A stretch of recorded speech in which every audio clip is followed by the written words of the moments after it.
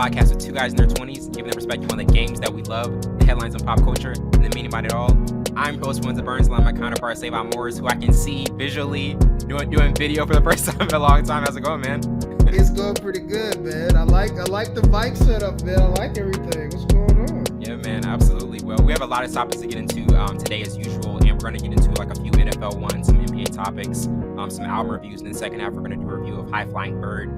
To start off with just thoughts on, Kyler Murray's extension and just expectations for the Cardinals this upcoming season. Last Thursday, Murray earned this 5-year extension worth $230.5 million and $160 million guaranteed, which, will keep him under contract through the 2028 season. But in terms of, Arizona wanting quarterback, stability and longevity, just what are your initial thoughts on it, and just, thoughts on how he's kind of improved over these recent seasons and what he can do for next year?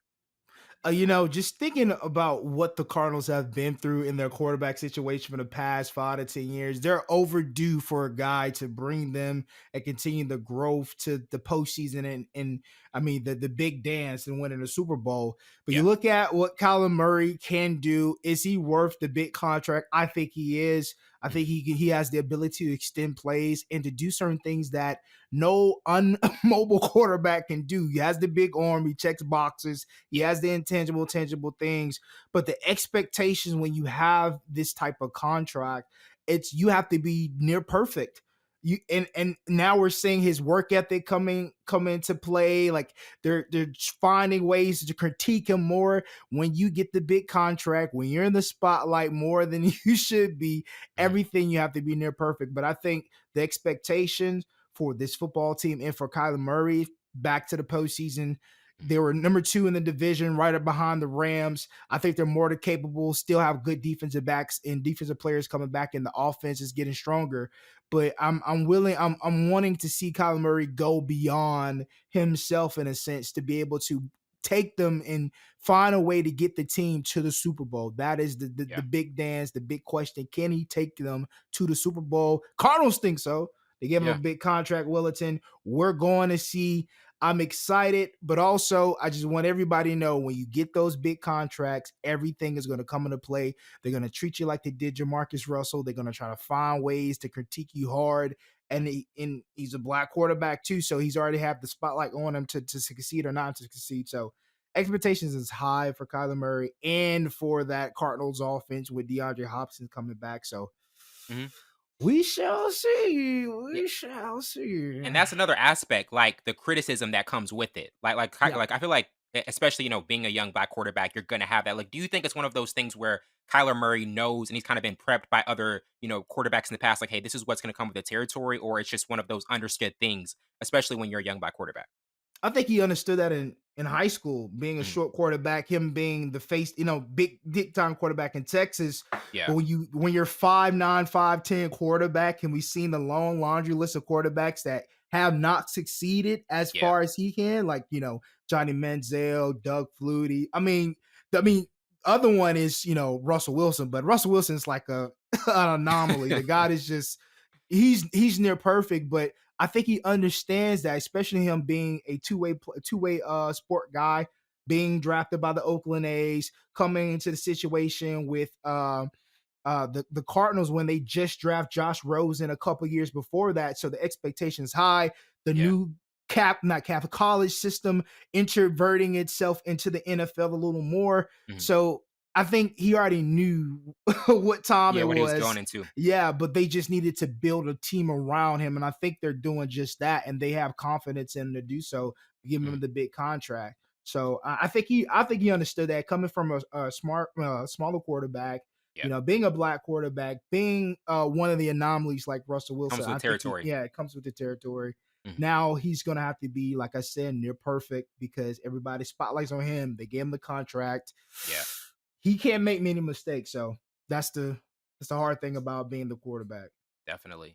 And now getting into the recent breaking news of Julio Jones agreeing to a 1-year deal in Tampa Bay. I mean, they just get everybody. At this point, they just get everybody. And also just on like how it'll impact them. This deal took place a couple days ago, as Brady will have, another weapon in Tampa. And he's joining a receiver group that includes, Mike Evans, Chris Godwin, Tyler Johnson, Scotty Miller, and Rashad Perryman. But just what are your thoughts on them adding another addition like Julio Jones and just what this does for just the expansion of the offense. I think it's similar to when they brought Antonio Brown in, and you look at the Mm, impact Antonio Brown had. With like yeah. before he had the infamous take my equipment off, Take throw it in the everything off. yeah, he was balling out for the Tampa Yeah, he Bay was. Buccaneers. And my hopes is Julio is not just Julio for 3 games, but a full entire season because Yeah. it didn't pan out with the Tennessee Titans.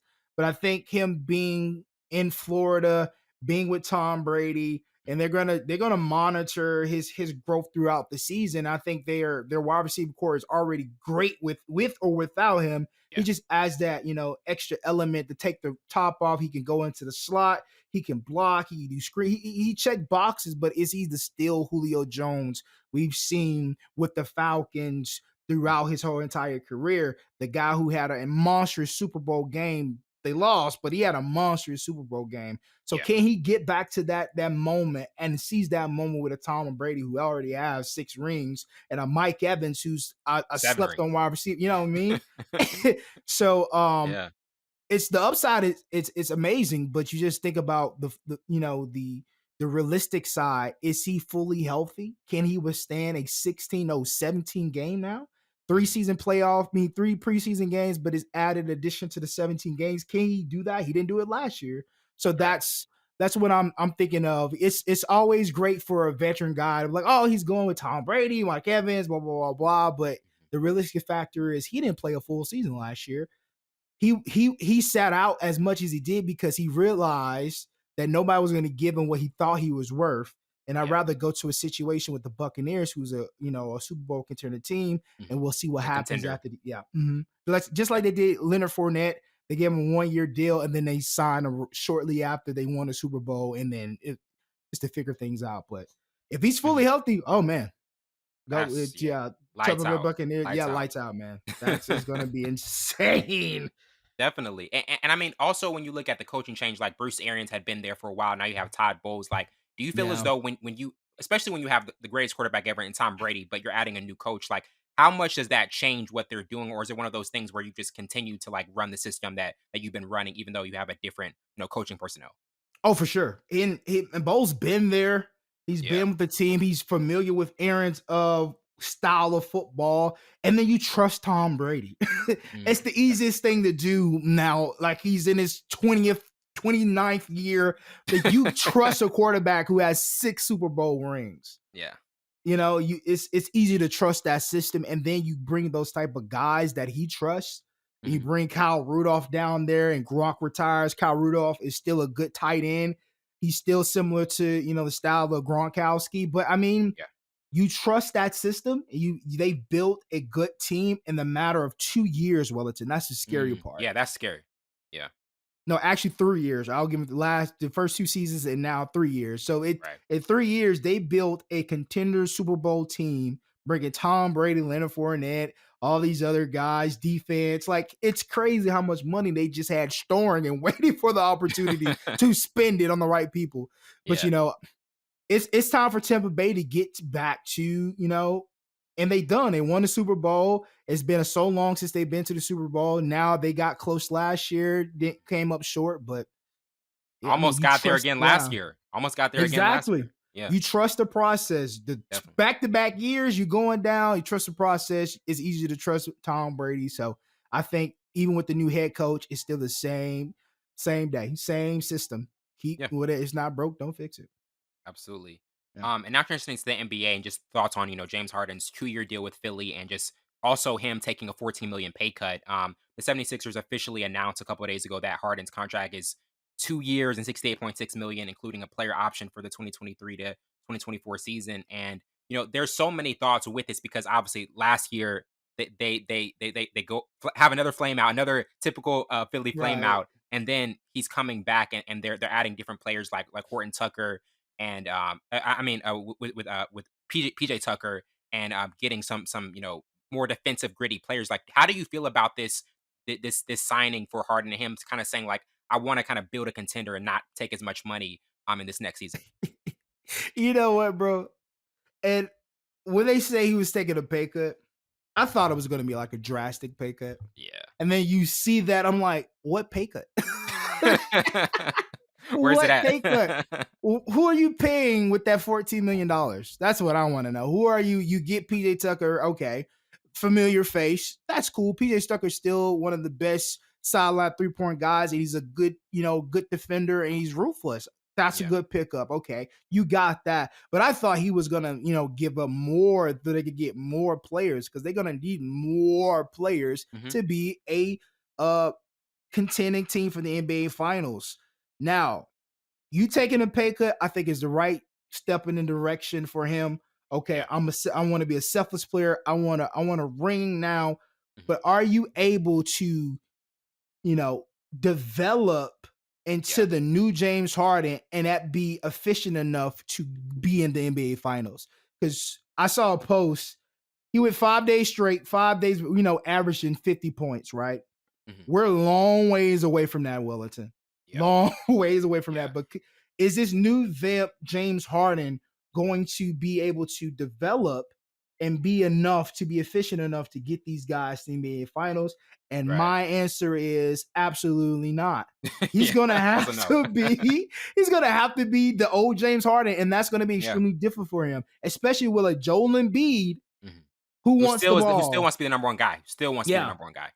So that's going to be extremely difficult. How can you do that? Even I like that you took a pay cut. Cool. That's amazing. You took a $14 million pay cut, but you still have to develop into a new design of yourself, but it's not going to be efficient enough to help that team go to the NBA Finals. They don't need a facilitator. They need a guy who's going to make buckets and be a facilitator. Can you do that still? Yeah. Dual quality, for sure. I don't know if he could do that still. And I mean, also, like, that's in his prime years in Houston, that's what we saw. Like, in his prime years, we were able to see, like, the scoring, the facilitating, all that at a high clip. Like, do you think it's one of those things where at some point in even a player like James Harden, you just kind of see the gradual decline of, hey, they're not the same they were athletically. They have to affect the game in different ways. Yes. And I think that's beautiful. Like, it's a lot of examples. There's several examples of guys who had to develop into different, but they had other players. Joel Embiid cannot carry that team to the NBA Finals by himself. James Harden will have to be the same old James Harden that he step back, dribble, and all that, and get 30, 40 points a night. And so he can't be a watered down version of himself. And when guys at the later years go into another team and they become role players like Carmelo Anthony, Russell West, they become different role players. They don't have to, because they have not James Harden, but they have a LeBron James, or they still have Steph Curry. Draymond Green has turned into a more of a role player who wants a big contract here coming up. I don't know if he's going to get it, but when you're at your latter years of your career and you have to become a different basketball player, it's cool if you have that established our foundation with other players who can pick up the slack. I don't think the 76ers have that. With Joel Embiid, you get PJ Tucker. He's a role player. Like he's not a standout guy. The only standout guy is Joel Embiid, and that's not enough. So he's going to have to be the old James Harden. There's no ifs, ands, or buts. Houston days. To be the old Houston James days. Harden. Yes. Oh man, absolutely. I don't think he could do it. That was a different Harden, though. That was a different Harden. I'm telling you. Totally different Harden. Man. Like he was insane. He was insane. It just step back, dribble. We always mess with it. We always, make fun of it. But he is lethal, Wellington. The guy is lethal. But I don't think he can bring that back with them, because Houston was different. It's like how Barkley said he felt as though like Harden one-on-one is like one of the most dangerous players like ever in the game outside of Kobe. Like for sure. In terms of just one-on-one, like you don't want a mismatch with Harden because he's gonna take that apart. He gets the most calls I've seen in the NBA in the last 5 years. Oh yeah.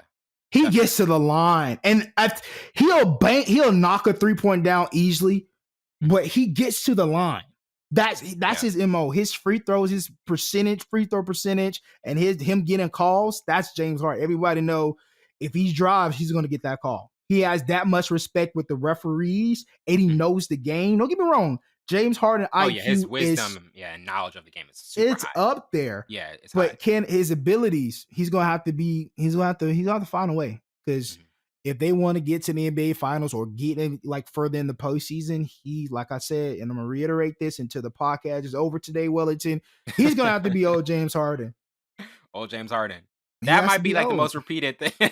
Old James Harden.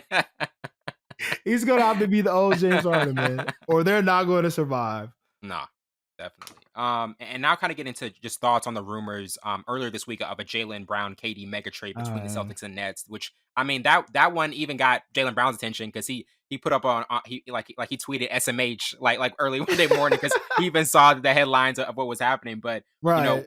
with they were emerging as a team, just engaged in talks on a possible deal. And he was going to be the centerpiece of the offer, which would have been a very formidable offer in the pursuit. But just what are your thoughts on Boston kind of like entertaining a deal like that? Because that is interesting. They were in the finals, 2 games short, Yeah. but obviously a player like KD would put you over the top. And then with Yeah. Jaylen Brown, you're kind of disrupting the young core between Tatum and Brown for like the next foreseeable years. Now, I understand it. They want something now. They've been there since Jason Tatum, Jaylen Brown. They've been there. When Kyrie there, they got there without him, but they lost to the Cavaliers. So they've been on a losing streak in the postseason for 6 years now. So they're looking for an immediate turnaround now. They're investing into these young players. And if who not take the chance and get Kevin Durant, one of the best players in the league, and you're only giving up Jaylen Brown and Marcus Smart, who you can replace. You still have Jason Tatum, you still have Al Horford, you still have an amazing bench coming off. Like there's pieces that you can feel. It's a business first and foremost. I understand these guys have a relationship. You can still text when you're in Brooklyn and New York. Hey guys, I miss you. We're gonna bust you when we see you. But if I'm the manager and if I'm in the front office, I'm taking that deal. I'm trying to get that deal ASAP. That's Kevin Durant. That's KD. That's KD. You do it instantly. And he will love playing there. Oh yeah. They love playing there. So I think there will be a good contender for like right off the bat. Just given that he's a two-way player, Jason Tatum is being a two-way player. Like they still have the pieces. Yeah, they're gonna have to deal with KD's contract, but I think they can find some role players to put in place so they can be straight. I thought it was a good trade. I thought it was a good idea. Jaylen Brown, Marcus Smart for Kevin Durant in a 3-way, whatever. It's awesome. Brooklyn gets better immediately. You know what I mean? So I thought it was a win-win situation, but who wouldn't want to go get KD? Like, definitely.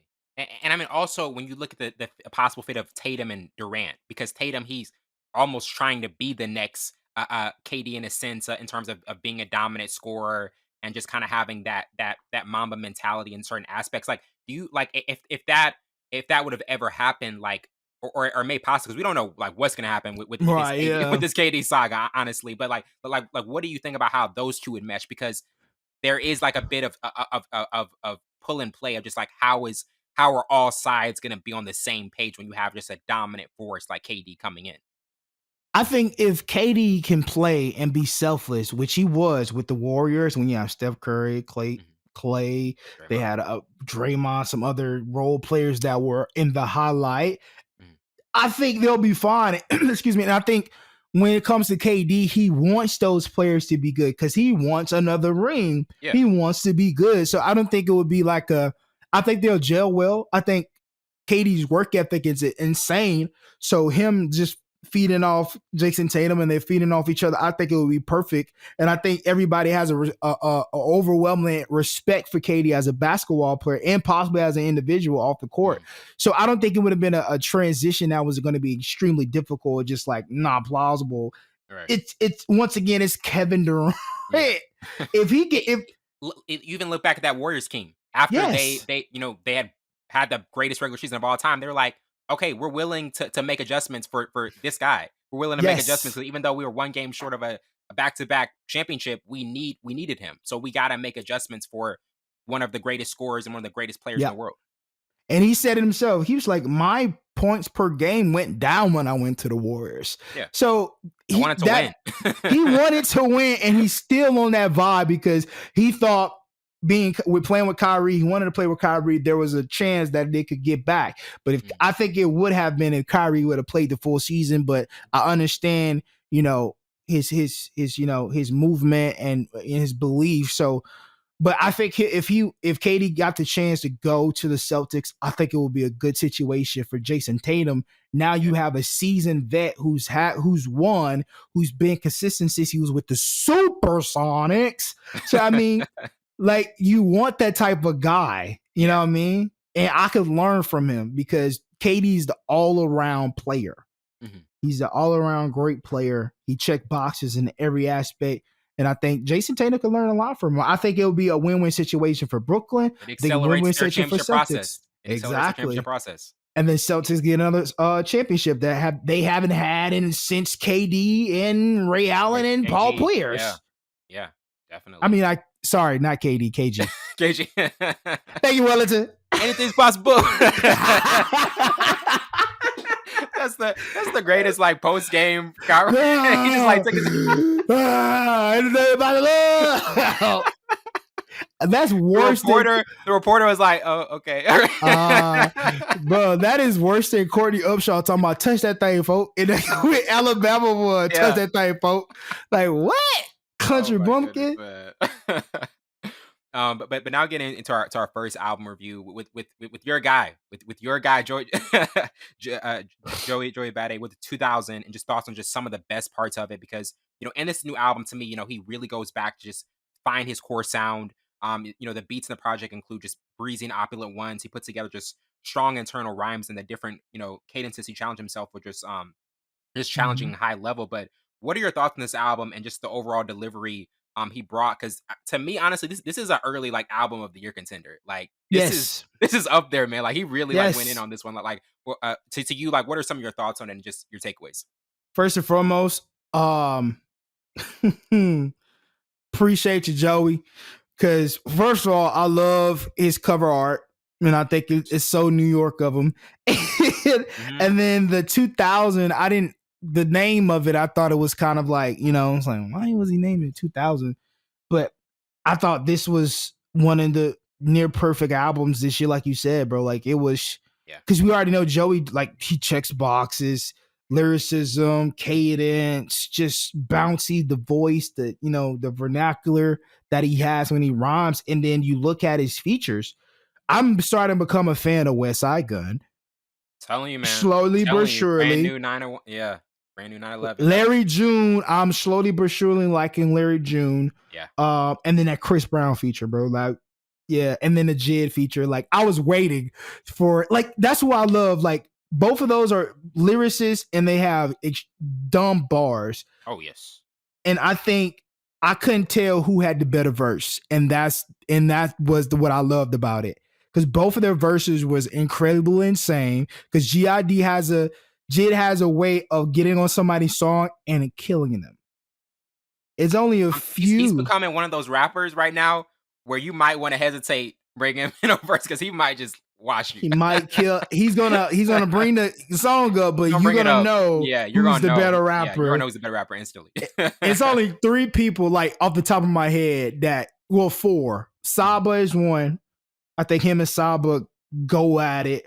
Are you listening to Saba's album more? Because I remember when we first reviewed it, you were like, I think I listened to more Saba with his group Pivot. Okay, Pivot Gang. Yeah. I like him with Pivot more as an individual because they bounce ideas off. They have similar style, but they bounce ideas off, and the hooks and stuff are a little better than me. But Saba can rap though. Like him and GID goes at it. Reasons, when GID was on Reason's song, I couldn't tell whose verse was better. Smino's another one, they go at it. Yeah. And then now, Joey, like that made me feel good because I always thought Joey was a contender to be one of the young best lyricists and bar guys, and now he's got a song with GID to hold his own. And I can't tell who. Yeah, that's high praise. But yeah, this was near perfect. It was similar to, well, not. I mean, message wise, it wasn't similar, but the style, like he had the up tempo, he had the songs you could play on the radio. It was a mixture of it. I love the mixture. It's like America, America with 3 Ks. It kind of gave me those vibes, and I was excited because, like we said, we still listen to the album to this day. So, sure. Yeah, this was Joey, yeah. And I mean, like, and do you have like a certain top 3 or like certain ones that you just constantly go back to? Because to me, like brand new 911, that one is right up there. The One of Us, Show Me. Honestly, even definitely Want to Be Loved. Definitely the Want to Be Loved with Jid. Like, what are some of the ones that stand out? So you would say like these are the top ones. Every last one you just said. Welcome Back, I still like, and then Make Me Feel like, I think his order and just like how the flow of the album and how he interchanged through different songs. Yeah, bro. Like that's why I say it's near perfect. Hey, when we put up these five stars. This is 5 star. Yeah. His last album was more message like America with 3 Ks. But this one, oh yes, yeah, he did what needed to be done. Yes, he's back. He never went anywhere, but yeah, this was fire. Near perfect. Absolutely. Yeah. And now getting into our next review with Neo's Self-Explanatory and his latest and 8th album. You know, there's still a showcase of just his distinctive voice, and just across 13 tracks, there's just a lot of nostalgia and mid-tempo fillers. But what were some of your initial thoughts on this, and just kind of like how you felt about, because like he's so late in his career, but still able to do things at a high level and still showcase what he can do with his voice. You know, it's funny. I didn't know he was going to drop an album, but I know he's been dropping singles. Like he dropped Stay Down earlier this year. He's dropped Laying Low. He dropped You to Love. On You to Love. He been dropped that for like eons. So we already knew he was still, in the game, but I didn't know he was going to drop an album. But I thought this was, it's still Neo. Excuse me. He's still one of the greatest writers ever in the game. And I think his singing ability goes well with that. And I think he's good with writing or being in front of the microphone. I think he's good at both and great at both. So this album wasn't really that many features, but I thought the features that he did have was like, I didn't know who, I think it was Zoe France. When I first song I heard, well, not the first song, but out of the Young Blue song and then Jeremiah, I heard Laying Low, and I didn't know who that guy was. I think Zoe France or Zay France or something. I didn't know who that was, but the song was kind of dope. And then You Got That Body. It's just like, it's normal Neo tempo, normal Nemo pattern, blueprint. It's the normal Neo, not T.O. Yeah. What am I talking about? Shout out T.O. Shout out T.O. Shout out T.O. who was actually on the same plane once with my brother. Like, he actually met T.O. Oh, for real? He did. He's not that arrogant in person. I promise. He's not that arrogant in person. He just be putting on a show. That's what you do. The amount of people my brother casually meets. The amount of people my brother casually meets. Hey, I met T.O. that like, hey, can you like help him come on the podcast? Right, like he's casual. Oh yeah, bro. I saw T.O. met T.O. a couple times. Bro, he's cool. Hands big, he cool catches guy. Footballs, just amazing. Casual conversation. but and with overall with this Neo album, like when an artist kind of gets into the later parts of their career, like what do you naturally expect from them? Is it to just like continue like making the music that they've always made, or is it just maybe like to evolve into a new sound, or just kind of continue to stay on the same track that like they've been staying on? Same track. Especially he's a writer. His writing is consistent. And the style of writing is consistent. So I wouldn't think he would put out something like Drake did. I know he was going to stick to his blueprint formula. And his formula. So, and he write these songs for other people too. So it's just like, we're going to hear his style for a ladder of years because he's going to continue to still write.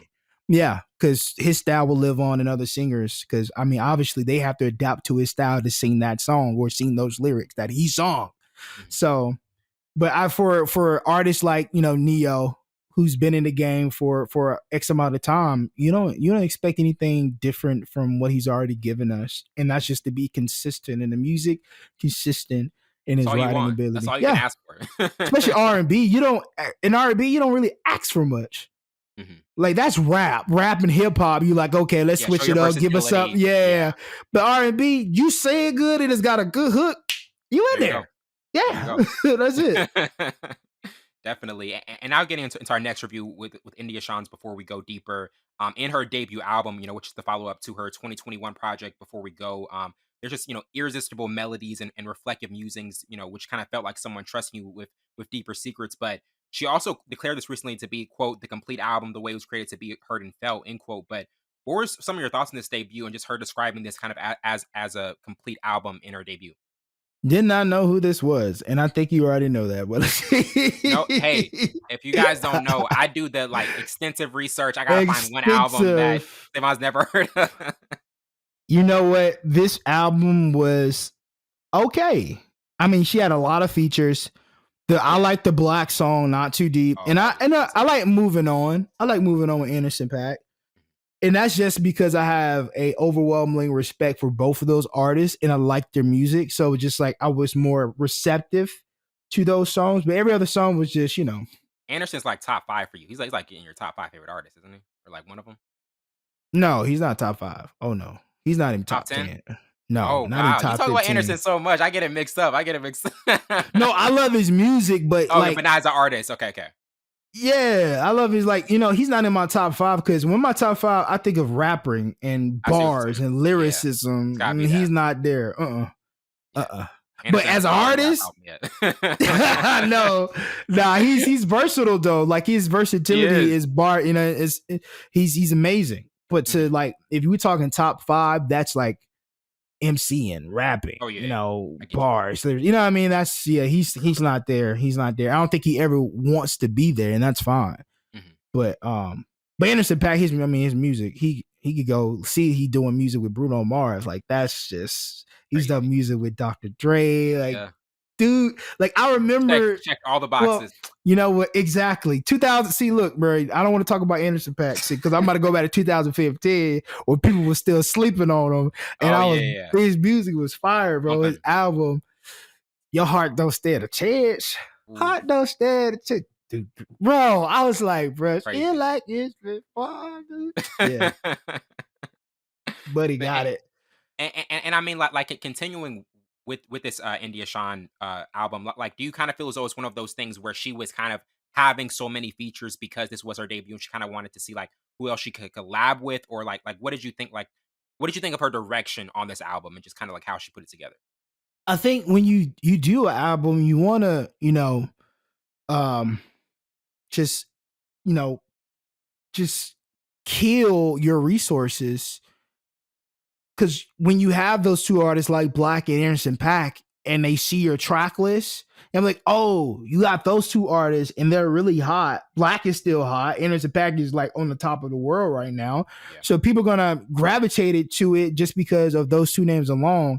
But the music will have to keep them there. It's cool. I mean, it's great marketing. You got to, just go all out your first album because I mean it's your first album. You want people to rock with you, but Yeah. I mean it wasn't a bad album. It was cool. It was like something. It was good to listen to. Like This was really good to listen to. It wasn't yeah. like a breakaway album, but I do think for a debut, this was a good start for her, a really good start for her. Yeah, and then some people think you don't want to like have this amazing first album and then your sophomore album. You want to have room to improve.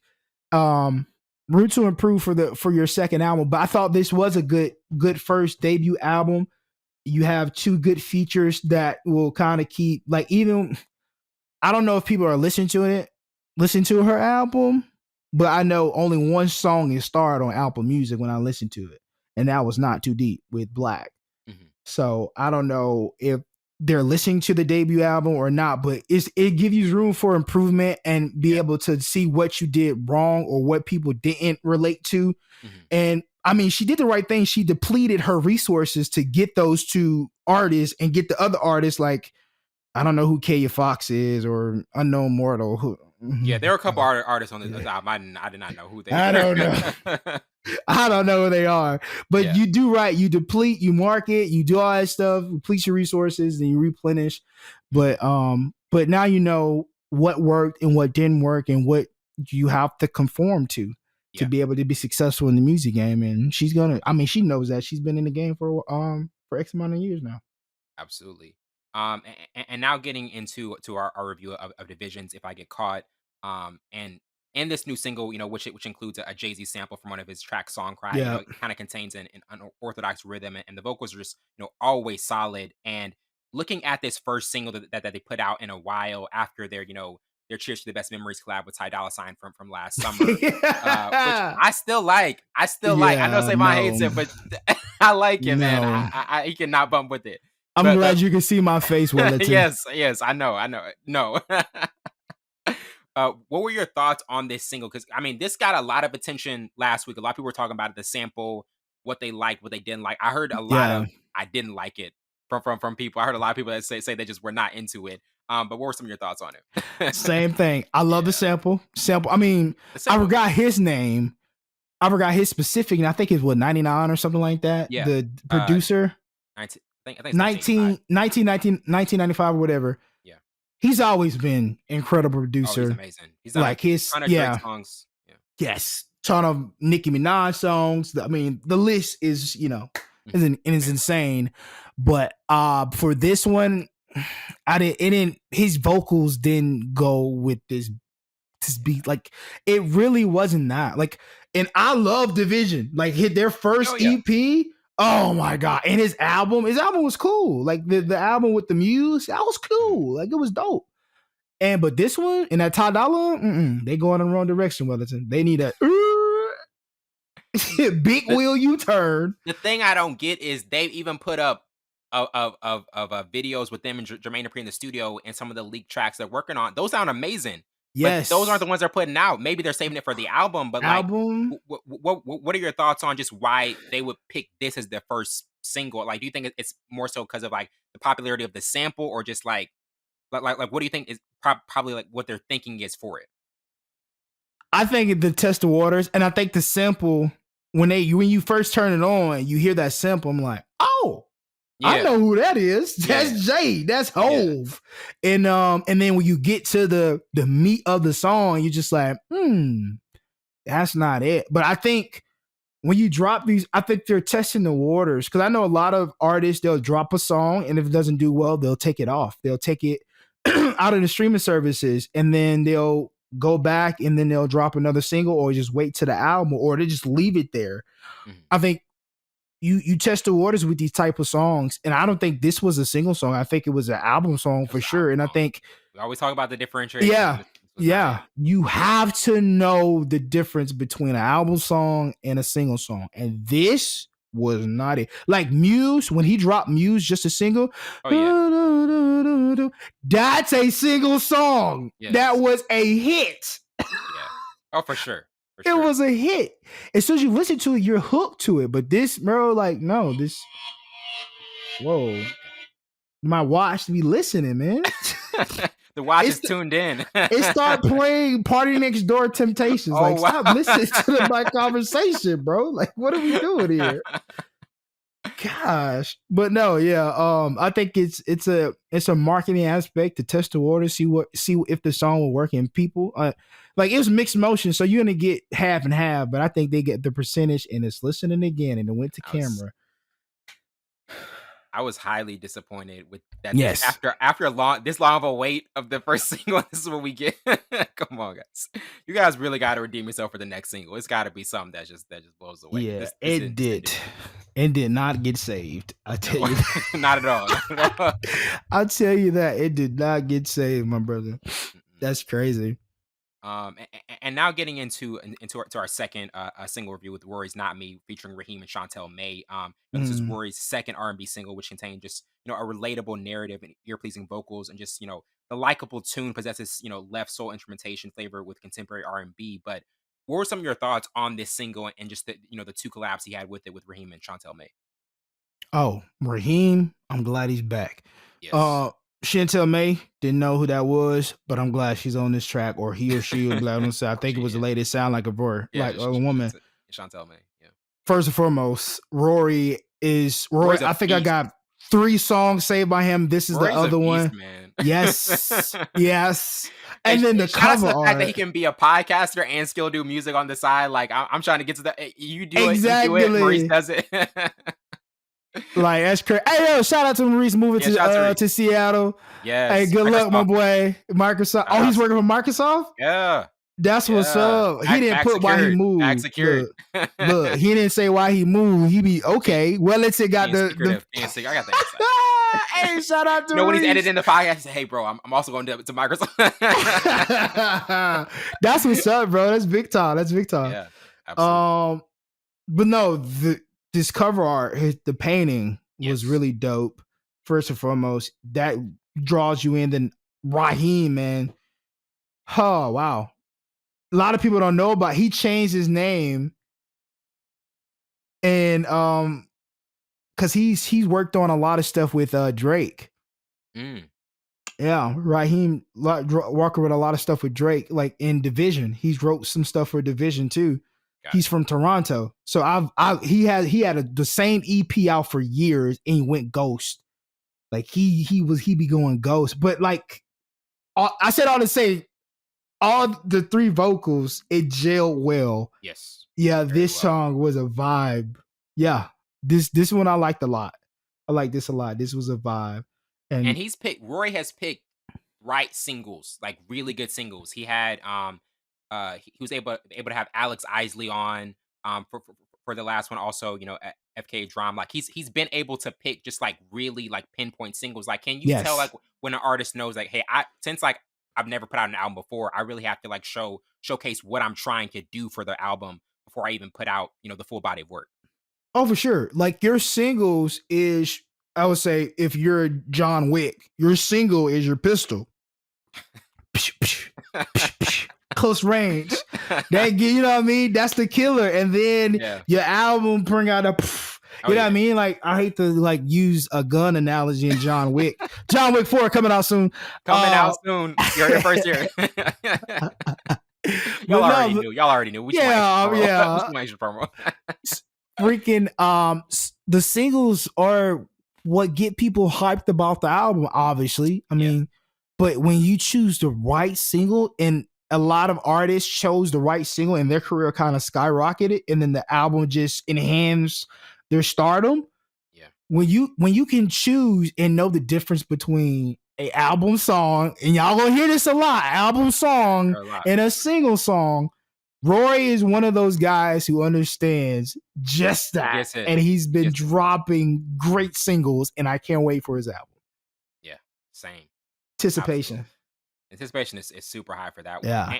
And one more thing, there's been recent news with SZA and her camp about her wanting to drop her album, then TDE saying they want to wait for the right time. Nothing new. Like that's what you expect. Like we wouldn't expect any other answer from TDE. But like, what are your thoughts on that news? And also just like, obviously, like this has been a busy summer in terms of like Drake dropping an album, Beyonce. Like there have been heavy hitters dropping, and I feel like they're probably kind of waiting for those albums to die down. Like, what are your thoughts on their thought process, and also what SZA wants? Because I feel as though she definitely has an amazing album in store. But it's just that that push and pull. Okay, with TDE, they're either going to be geniuses or they're crazy. I thought it was a great move, them adding a couple songs to her album and just making it a deluxe. Yeah, the Control Deluxe. Yeah, and I thought those songs was really good and gave us insight. Those probably was old songs though, but obviously SZA wants to drop new music and she wants people to hear what she's doing. I think SZA's album, because it's such highly anticipated, can withstand any of the artists at this point. That's we just want her to drop. I think they can withstand. Yeah, I think she can withstand those other artists, honestly. Yes, even Beyonce. SZA has been highly anticipated for years. Since the TikTok song came out, that's the first one I want to. Tell me the name and the first one I'm listening to. I don't care if it's the 7th song on the album. I'm going to that one. I'm going right to that. I need to hear the whole thing because I'm like, bro, is that out yet? Will shut down the world. Yes. That's all. I don't think it will ever be a a perfect opportunity to drop. Everybody's anticipating her album. Everybody wants her album. Yeah. Like, I think if it doesn't matter if Prince comes back alive and he drops an album, I think I don't care who comes back. she can run with the best of them. Exactly. Teddy Pendergrass come back. Another love today, oh, like, bro, I think she can hold her own, bro. Oh, yeah. She's self-checkout ready, bro. She can hold her own, bro. Like, come on, drop it already. It doesn't matter who drops at the same time. It does not matter. You're big as well. You're also a big artist as well. Yes. Like, I mean, I know those are A-listers, but you're a major deal as well. So, I mean, you definitely. She's gonna have the runway. She's eventually gonna have the runway. So at this point, they could have utilized Kendrick's album. Yeah. Catapulted her album right behind it. Yeah. TDE killing. Then you drop Reasons, another album, because he got an album coming out. He's got one coming. And then you drop like, bro, like if I'm TDE, bro, and I got all these artists. That's a perfect rollout to do. The only one I wouldn't drop is Akari. I'm not dropping him. He needs some time. He needs some time. But J-Rock, obviously, he's been seasoned. Reason is gonna be the face. SZA's gonna be the face. Drop the music, man. Come on. Mm-hmm. Absolutely. You're hearing it. TDE and SZA. Yes. We want it. Everybody wants it. We've been waiting. And we want that TikTok song. Hey, drop that. If you don't drop the album, drop that as a single like next month. Just do that. Please. That's all. That's all we want. I think people will be satisfied. Yeah. And wait for the album. If you drop that, but that's the highly anticipated song, so you don't want it to drain it out and then. I understand it, but patience. Patience. Been waiting 10 years, waited. I guess they say if we could wait for Kendrick Lamar for 5 years, then we could work. If we can get a 5-star classic like that, I possibly can see what. Okay. I'll accept it. I'll accept it. Yeah, his album. This still listen to it. Oh man. But like, what's about like? Bro, and when he said in the intro, Savon, when he said in the intro, I grieve different. This guy, man. This guy gets it. He gets Bro, he gets it. Like, he is an anomaly too when it comes to music, bro. Yeah. I don't understand. I don't get it, man. The melodies, the bars, the lyricism, the creativity, the message. Like, come on. One more thing. So Tyler had a hot take a few weeks ago. He said you can make a case that Kendrick Lamar is the greatest rapper ever. You can make a case, which I absolutely agree. I think with his catalog, you can. I really think so. He's got that catalog where you can say, like, you can make that case among the greatest ever that he could be in. Ever. Because you look at the different areas of hip hop, you put Kendrick Lamar can be in any era of hip hop. With Raahiim, with Big Daddy Kane, he has he had all that in his catalog. Mm-hmm. Like, yeah, bro, you can make. You can make. Who said that? Joe Budden. We talked about it. Joe Budden said like he's the that's the boogeyman. That's the boogeyman. He might he might. That's got me thinking. Because who else? We might need to do like a list episode one day. Because nobody else, like even the people who are dead, Tupac can't touch. No, not lyrical. Like both of them had the same kind of career, but lyrically. And bars, and style, and cadence, vernacular, like different bro. No, yeah, nah. Ooh, it's got us thinking. We're gonna take a break on this one. We're gonna take a quick break. We'll be right back with our high flying bird review.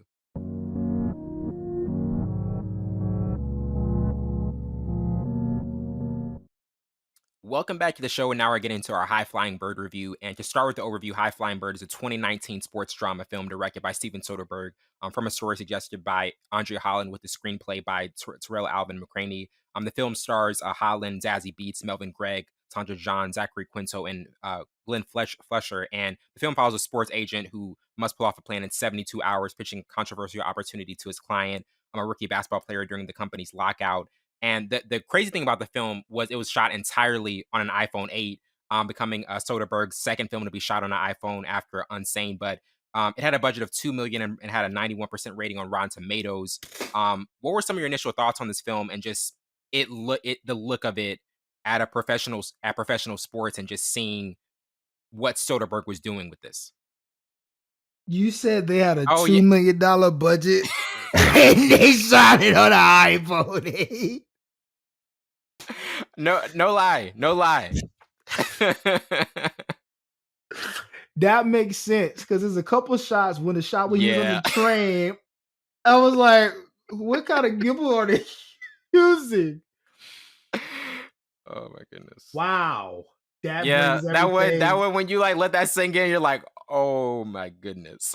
An iPhone 8. Yeah. Okay. First thoughts. I thought this was Tubi worthy, not Netflix worthy, to be honest with you. Okay, let me not kill it too bad right first off the bat. I love the idea of the movie. The whole premise, the whole storyline. To change the game is a lockout. They're trying to figure out a different way. It's a risk. I love that because it's a sense of urgency. Now it's you bring people, the audience in. We have this X amount of time to do this. It's just like Ocean's 11 in a way because we got to pull this off in this set amount of time. Yeah, it's a set amount of time. Yeah. Yeah, so it's kind of pull you in that way, but then I don't know. But that's what my thought was. I thought it was the premise and the storyline was good, and I see why they pitched it and they got that budget or whatever. But outside of that, it was. I mean, they had some decent. I mean, Zaza, that's my baby. You know what I mean? Zazie. Hold on, let me not say it too loud because my girlfriend's in the other room. He's like, I mean, honestly, like the character, it's the character. It's not her. But no, obviously they had her in there. They had, I think his real name is Gerald, the star, not the star, but the basketball player. I think his name was Gerald. He was also in Snowfall. Yeah. And he's not his name is Melvin. Sorry, his name is Melvin Gregg. He started his. See, they listening, Wellington. Look, bro. Why are they tapped in? Let me take it off. Why are they tapped in? They tapped in, bro. If you just want to listen to the show, bro, just go to iTunes or Spotify. Just they trying to watch me for this. I don't know if I said something. YouTube eventually. Come on, you know. Oh yeah, everywhere. Man, come on, man. But no, I thought like he's not that good of an actor. But the Andre Holland guy, I thought he was Andre killed it. I really like pretty good. Yeah, he looks familiar though. He was in Moonlight. Yeah, he was in Moonlight. Yes. Yeah. I knew he looked familiar. He was in Moonlight. Yeah. He was in 42 and he was in Selma. I knew he looked familiar. Mm-hmm. That dude's been around. Okay. He's putting a lot of work. Okay. He's a good actor. Yes. He's definitely a good actor. But I thought they could have found somebody who could play better Eric Scott. Thought they could have found somebody better. Didn't have depth. That's the one thing. I feel like especially when you have an athlete in that type of role, you have to find like the right one. Like, is there like another actor that you think could have been picked, or like do you think it was one of those things where they just felt as though like, hey, we got to use somebody we can find for this because this is a different type of film, anyways. Yeah. Now you mention that you have a budget of $2 million, you can't get like an A-lister, B-lister, or a C-lister, or a D-lister. We got $2 million. Hey, you want to come? No. You got to find somebody off Craigslist. That's what you do. With a budget of $2 million and you shoot it off. I just imagine them walking on set. And if they weren't told that it was getting shot on my footage, I would have walked out. Oh, man. Oh, I hope they were told, because that would have been a big punch in the jaw. Like, we're shooting off iPhone 8. I mean, don't get me wrong. I shoot stuff off my iPhone too, and it's glorious. But this different. This is iPhone 13. iPhone 8 wasn't that good. It shot 4K. Yeah, it shot 4K, but it wasn't something extravagant like the new cinematic mode they have on the iPhone 13. Yeah. But if they didn't know and they just walked on the set, I don't think it was a set. They were just like no permits. They just walked out. Okay, we're gonna shoot right just here, walk on. guys. Just We're walked on. gonna Hey, shoot right let's here. Let's do this. Let's go now. No trailer. They changed in a Starbucks bathroom. Like man. nothing, man. But no, like now that you just think about the budget, you can't get anybody. Like this was like probably just like a tester film. Like see if people liked it. And then you shout out Alpha Man, you're not gonna have a big budget, you're not gonna have big actors. I mean, I wonder how much they pay Skip Bayless and Shannon Sharp to be just like the cameos. Like, bro, they probably sit Shannon Sharp, some cognac. It's a black mouse. Elevator. Watch them in the elevator. Oh my gosh, man! But no, it almost man, reminds me of like when PTI was in Creed. Now, when PTI was in Creed, they were like, okay, like, hey, like we're doing something big. But like Skip and Shannon, they were like, we're doing this for a film that's shot on an iPhone 8 and a budget of $2. I guess they just want to get it to film, man. Like that's your way in. But that was crazy. Man, I did not know. What would it be like if we were like had a random clip on a movie one day? Like Full Scope was reviewing something in a movie. Like they're like, oh, what did Wellington and Savon say about the upcoming? We on YouTube do reviews. Like I don't think they should just come on, Skip. Y'all need to it's just like stay to the sports world. Yeah, but this first impression. Yeah. Now it makes sense. It looked kind of like it was shot. And you always mention what like your thoughts on how things are shot. Even the do the right thing, like an older film, like Raging Bull. Like in terms of just how a film is shot, like is that to you like one of the most important things in terms of just like the overall aesthetic of the movie? Yeah, like perfect. We need to do The Gray Man shot perfectly. Whoever was flying that drone, you got to watch it tonight with us. Whoever was flying that drone, bro, they were flying it. They are professionals. But they had a shot where he was what's the guy's name? The lead actor. Gosh, I always forget his name. Played in everything. His name, I'll look up his name later. But they had a shot of him walking in a tunnel, and it was like a Westcom shot. It was shot on a slider, but it was a twisted shot. And it was like so perfect. And then they cut to the like those sequences goes a long way because they tell the story. They add to the effect of just somebody walking instead of just having this or gimbal or just like a slider watching them walking. It was different shots, bring you different angles and making you feel like you see everything at a different angle. Like the way you shoot, like Tarantino, he always does. Even Bay does the hero shot a lot. No, his name Michael Bay does the hero shot a lot. Up here, camera down every way here in a pan. Like he does that a lot. That's his signature. Tarantino shoots on an old film camera, and his shots are, adds to the effect of the film. And you need those because if you shoot a film badly, it's gonna show up. It'll show. That's why I like Malcolm and Marie a lot, because to be able to shoot that in one location is extremely difficult. And to find different angles in that one location to be able to shoot, and it was in black and white, which is a good aesthetic. And to think I only gave that film 3 stars, man. One of my worst days. One of my worst days as a podcaster. Yeah, I didn't understand that one. That was a good film. One of my worst days. They was acting their butt off, bro. They killed that. They killed that. Yeah, bravo. And then John David Washington. I mean, he's in a new film with everybody. Everybody, De Niro. I forgot what it's called with the guy who just played in Love Thunder. Christian Bale is in I know it. what movie you're talking about. Yeah, I saw the preview. I was like, I don't know what this is, but it looks amazing. It's coming out in November. Yes. The cast is stacked. Yes, I believe Michael B. Jordan is also in it as well. It's like or he has like some directorial something in it. They got Drake is also an executive producer. Drake is also an executive producer of the movie. Yeah, that budget is crazy. They got that budget is insane. I was telling somebody budget. They're going for every award for the Oscars. Yes, like you can tell when a film is like going for every award. Like that movie is going to be insane. So that's how you know they got a big budget. But $2 million, iPhone 8. We're talking about a different film now. Good enough. Good enough. But now, kind of getting into our first topic. From what you saw in this film, from 1 to 4 stars, what would be your particular rating for it? I have to give it a 2. I'll have to give it a 2. I mean, the reason why I gave it a 2, it should have been a 1 for me. It was a 2 because the storyline and the premise behind it. And I think it is impressive to shoot something on an iPhone 8 with a $2 million budget.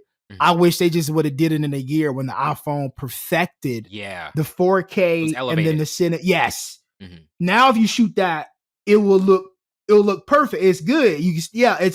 I'm all for it. You can shoot that. But and this year, yes. And this year I would definitely do it, but not then. And I mean, obviously with the budget you have, you're not gonna have the best actors or the A-list actors, so it's nothing to bring you towards. But the storyline is what gave me to say I'll give it a 2. That was solid, I would think.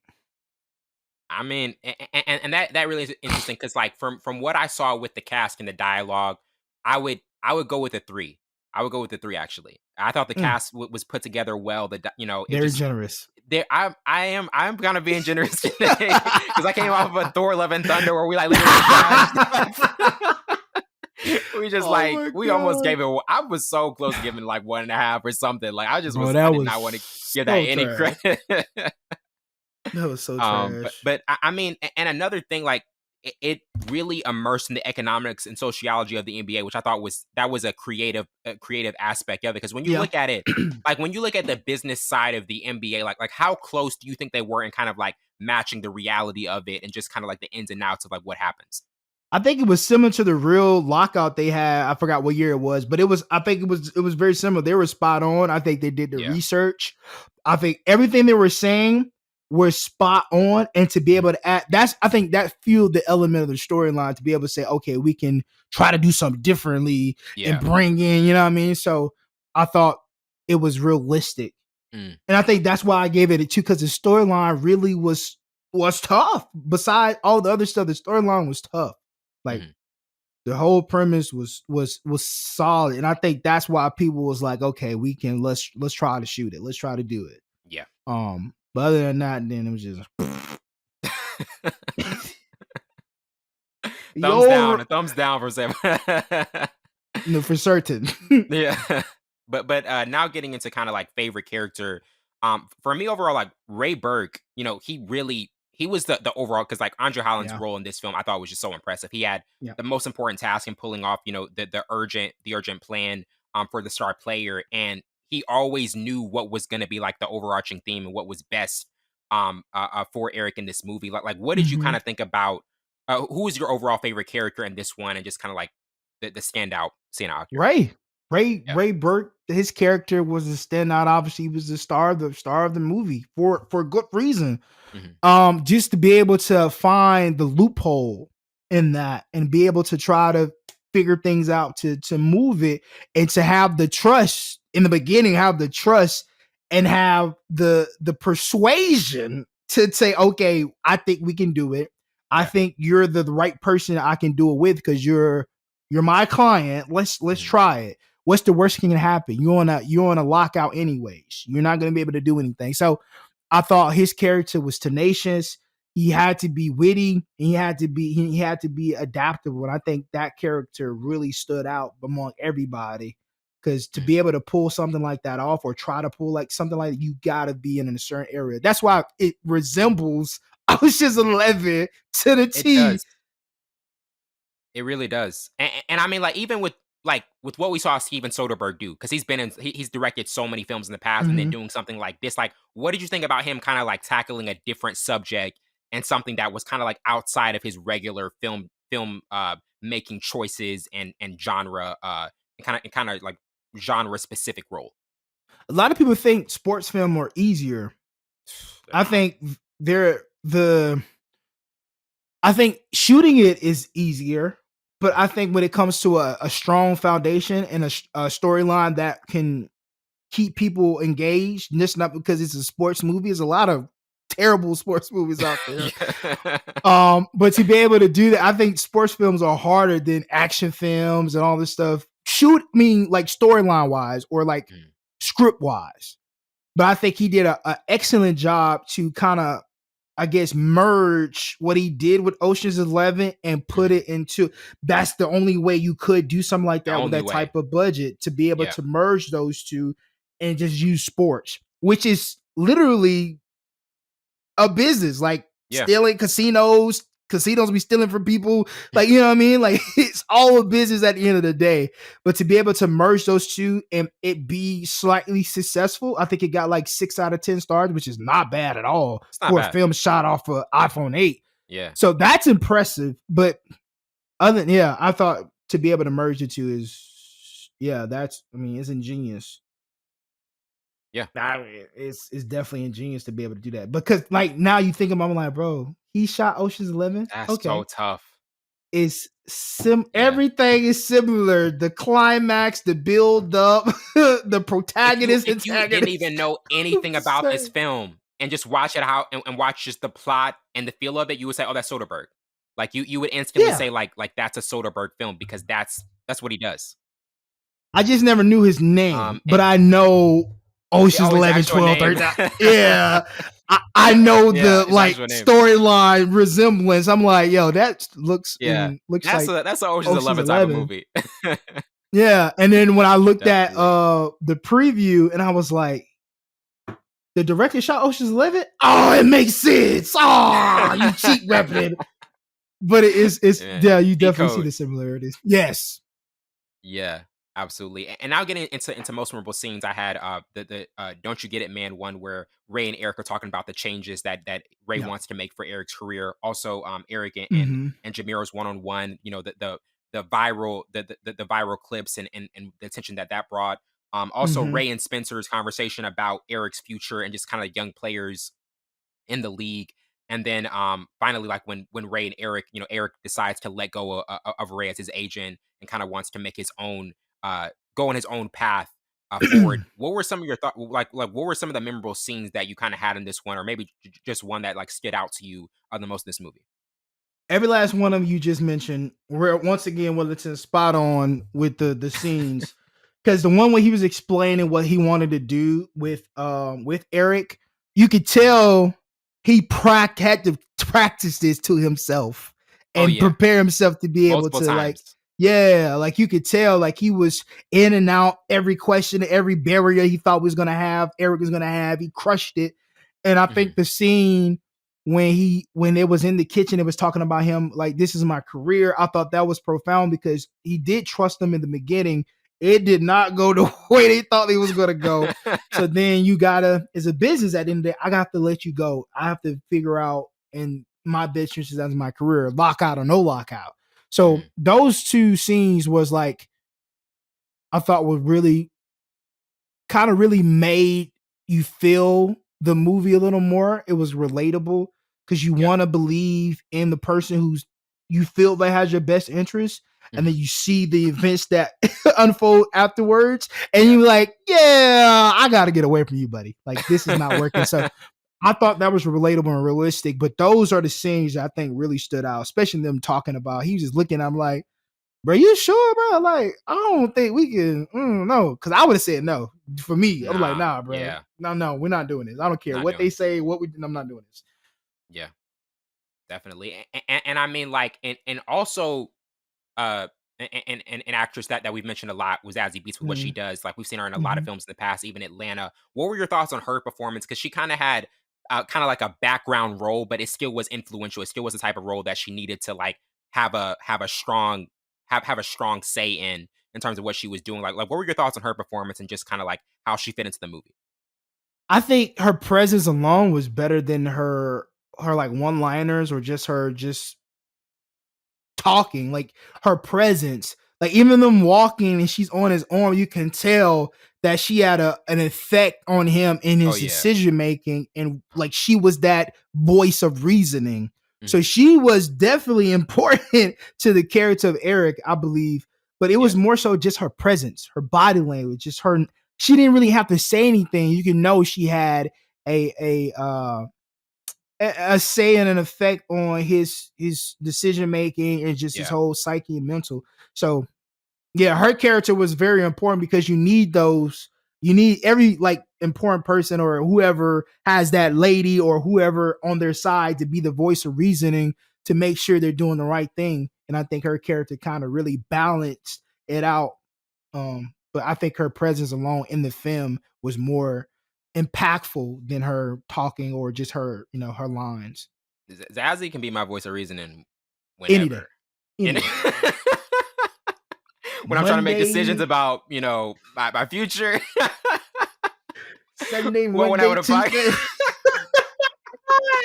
7 days a week, baby. What you say, I Zazie? just want to put it out there. I just want to put Zazie, Zazie, bro, man. Oh my goodness, man. Mm, mm, mm. What you say now? What you say now?